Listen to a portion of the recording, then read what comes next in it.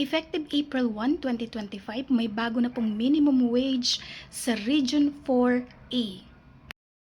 Sa mga component cities po sa probinsya ng Cavite, probinsya ng Laguna, Batangas, and Quezon, meron na po tayong bagong minimum wage mula sa dating 520 pesos per day.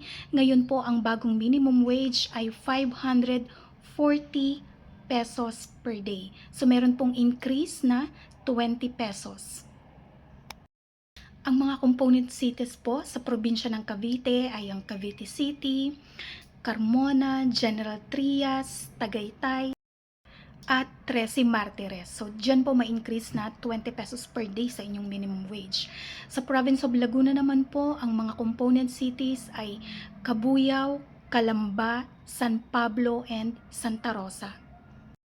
Sa probinsya po ng Batangas, sa mga component cities kung saan may increase na 20 pesos per day sa kanilang minimum wage ay Batangas City, Lipa, Lima Technology Center, Santo Tomas, Calaca at Tanawan.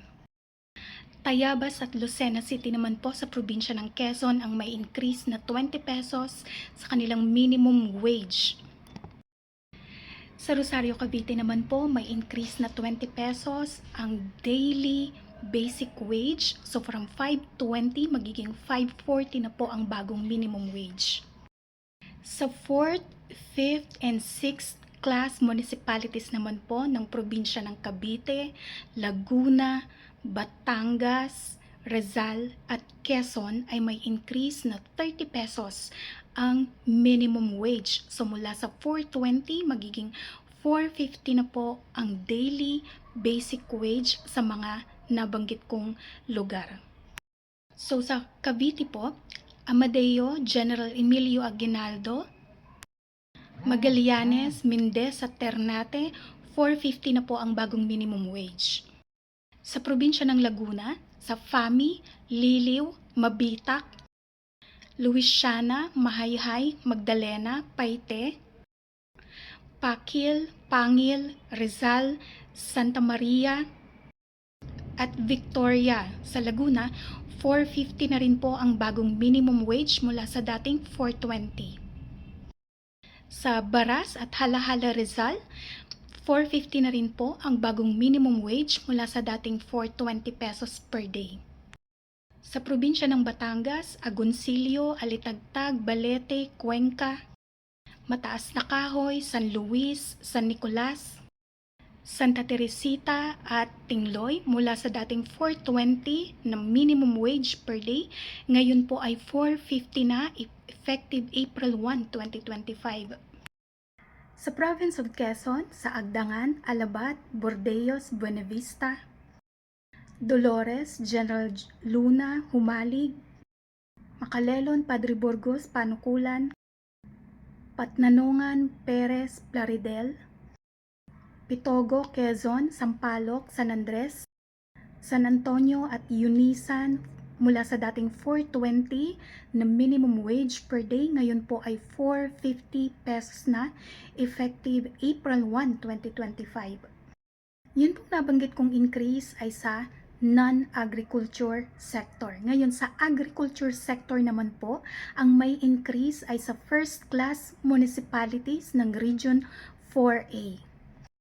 Mula sa dating 465 na minimum wage per day, naging 500 pesos na po ngayon. So may karagdagang 35 pesos sa agricultural sector ng Region 4A, first class municipalities.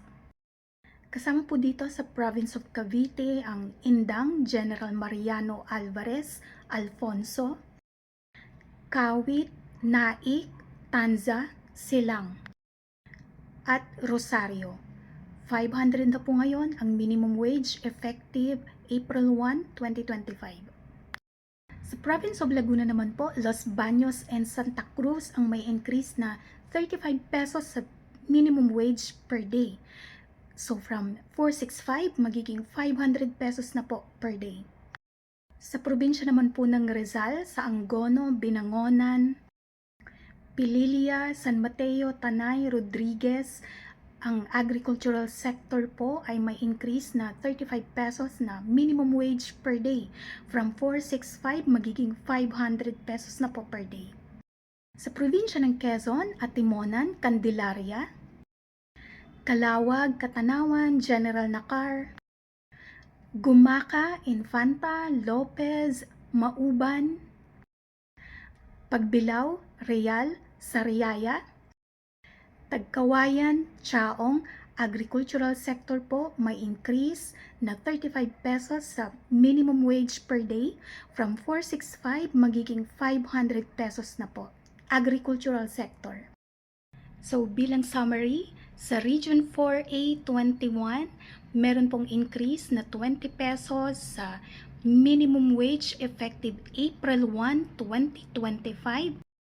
So sa non-agricultural sector, mula sa dating 520, 540 na po ang bagong minimum wage daily.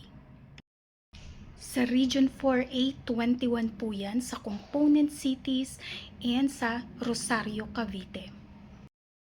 Sa 4th, 5th, and 6th class municipalities naman po ng Region 4A 21 effective April 1, 2025 from 420 pesos na minimum wage magiging 450 per day na po ang bagong minimum wage.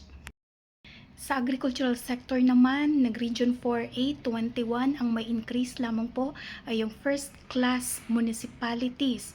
Effective April 1, 2025, may increase na 35 pesos sa basic minimum wage at ang bagong minimum wage ay 500 na po effective April 1.